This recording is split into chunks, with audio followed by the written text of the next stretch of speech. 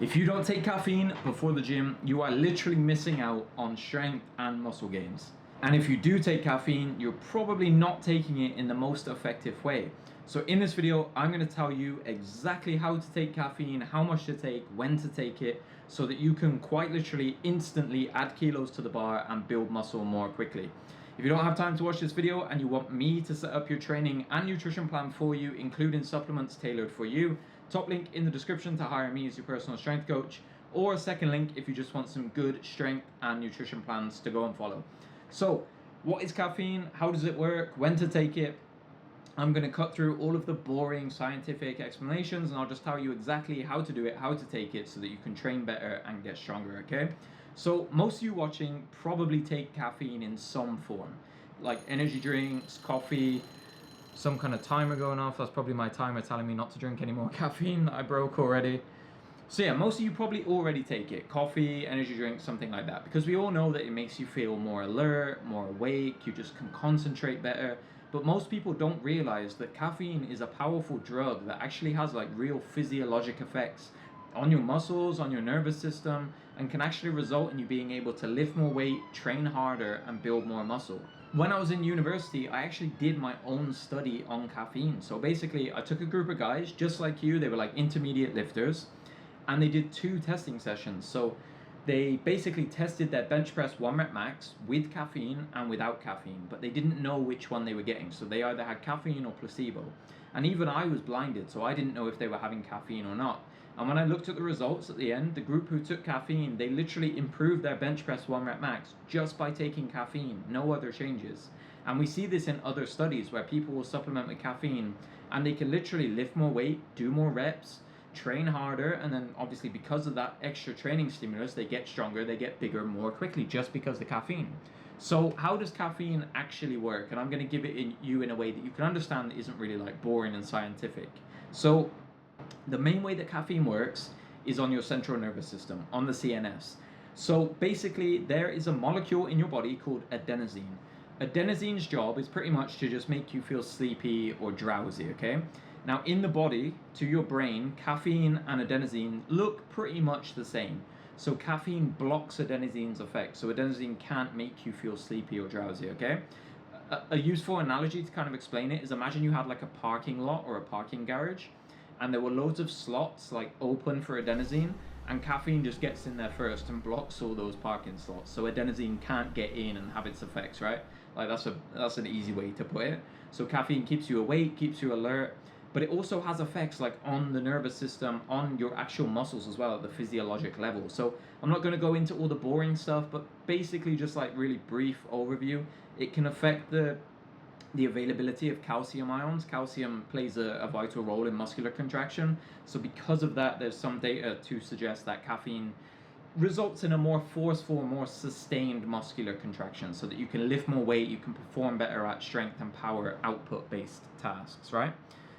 Not to mention that caffeine obviously improves alertness, concentration, and things like that, so you're more focused on the training, but it also reduces pain perception and blunts like perceived exertion as well. So you basically don't experience pain as strongly, so you can persist through the set longer, you can lift harder, closer to failure, you can do more reps, more volume, and because of the blunted perceived exertion as well, again, you can lift more weight at the same effort level.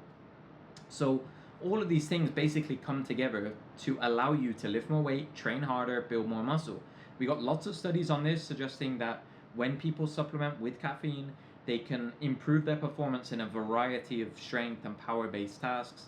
So literally like across varying percentages of 1 rep max from like 50, 60, 70, 80%, people could do more reps and lift more weight. And this is often surprising to people. They think that caffeine just like makes you feel more awake, more alert, but no, it's a real drug that has real like physiologic effects and allows you to put more weight on the bar. We don't have many supplements that can do that. Like creatine is probably the only other like comparable one. So we really want to use caffeine, in my opinion. I really do think it's like a miracle drug for strength and hypertrophy, and I'm not just saying that because I have a insane caffeine addiction, but really it can have big effects on strength and power. That's why I did my dissertation on it. So when and how much caffeine should we actually be taking? I think this is where a lot of guys kind of mess up. So there are actual dosages that have been studied that have like real impacts on performance. You can have a can of Monster, which is like 150 milligrams of caffeine, or a coffee or something like that, and sure, it might wake you up, but the dose probably isn't high enough to have like real physiologic effects on the muscle and allow you to lift more weight. The research suggests that you need to take between 3 and 6 milligrams per kilo of your body weight to really maximize the effects on performance. Now, some of you are probably hearing that and doing the math and thinking like, shit, that's like a lot of caffeine. And I'm not suggesting you just straight off the bat go and take that. Start on a low dose, kind of like titrate your way up and see how you respond. Because in some of the studies where they have people take 6 milligrams, and that's what was taken in my study, people do get some side effects, like they feel sick, they're really like jittery, and like sweating a bunch and just not feeling great. So start on the low end, build up slowly, see how you do. Take it 20 to 30 minutes before you train. Caffeine peaks in the blood around 60 minutes after taking it. So if you take it about 20 to 30 minutes before the gym, by the time you've warmed up, you've built up to your heavy top set, caffeine is probably in full effect and you're feeling it, you're feeling stronger and stuff like that, right? So 20 to 30 minutes before you train, 3 to 6 milligrams per kilo body weight. The actual form that you take doesn't really matter too much. I prefer energy drinks or pre-workout supplements or coffee, but you can even take like caffeine powder or the tablets if you're on a budget and you just want to take it really quickly. So it doesn't really matter too much which kind of form you take. Now, a few caffeine pro tips that I don't really see many people kind of speak about, and this is from like a lot of experience because I drink a shit ton of caffeine. I've studied it as well a lot. First thing I would say is that 3 to 6 milligrams per kilo body weight, reserve that for like high priority training days. So if you know it's like a max out day or it's the end of a block or it's a competition or something like that, keep it for those days and then maybe go more modest on the other days, right? I don't follow this advice. I take insane levels of caffeine per day, probably like 600-700 milligrams. At a competition before, I've taken a gram, so 1,000 milligrams. Felt like shit, but I performed really well. I deadlifted like 300 kilos, so it's all good. I like taking caffeine. One other thing I would say, the research suggests that 400 milligrams is like a safe daily dosage. Obviously, you're going to be above that if you take this recommendation sometimes. This isn't medical advice, so don't come to me when you have a heart attack from like super dosing caffeine. But keep that 3 to 6 milligrams dose for like odd days where you really want to perform. But 400 milligrams, you want to be somewhere around there on an average day. I don't, but do as I say, not as I do, right? One thing that I never see spoken about is when you take caffeine, like because you can push training so much harder, you feel less pain, less perceived exertion.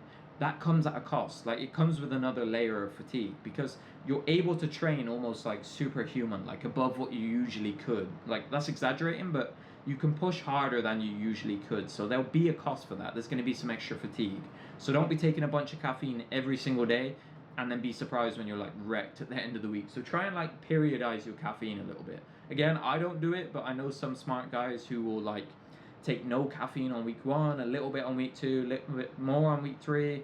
At the end of a block, they'll take like a really high dose, and then at the final day of the block, when they're maxing out, they take the like 6 milligrams per kilo body weight or something. Again, find your tolerance and build up slowly over time, okay? Now, one other final tip as well is that you can combine caffeine with other ingredients to kind of like improve its effects. You'll see some of these ingredients in pre-workout supplements. One of my favorites is citrulline malate. It's got a decent amount of research around it. You want to take 6 to 8 milligrams when you do take it with caffeine. It's basically a vasodilator, so it makes the blood vessels open up a little bit, improve blood flow to the muscles. It will give you more of a pump. Maybe that doesn't really matter for training all that much, but it feels good, you look fuller, you might perform a little bit better. There's some data to suggest that it might improve volume tolerance, you might not get as sore, so do with that what you want and maybe consider taking it. Beta-alanine is another one, probably not the most effective unless you're doing like longer sets, endurance type training, but it gives you those skin tingles, paresthesia. I like it makes me feel more awake, more alert, I train harder, so I like to take it as well. I just take a pre-workout supplement, ABE, that includes it as well. It's easier. One other that you can take as well is theanine. There's some data on that. Basically, that if you combine theanine with caffeine, it might negate some of the like negative side effects so that you don't feel jittery and like a bit weird and anxious, and you might be able to sleep a little bit easier as well if you take theanine. So thank you so much for watching this video. If you take anything from it, we don't have many supplements that actually like make you stronger, able to push training harder, perform better in the gym. Most of them are fads and just new like shit coming out all the time that influencers are pushing on you and discount code in the bio type thing. But caffeine is one of the few that actually like gives us a measurable performance improvement. Caffeine, creatine, those are like the magic two in my opinion. Speaking from an insane, crippling caffeine addiction, I really do think caffeine is like a miracle drug for strength and power performance. So consider taking it 3 to 6 milligrams per kilo body weight, 20 to 30 minutes before you train. Just choose your favorite form, and I promise you it'll improve your performance in the gym. If you have any questions on caffeine, post them in the comment section down below.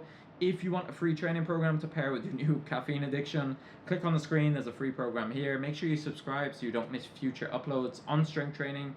Thanks so much for watching. I hope you took something from this video, and until the next one, I'll catch you in the next video.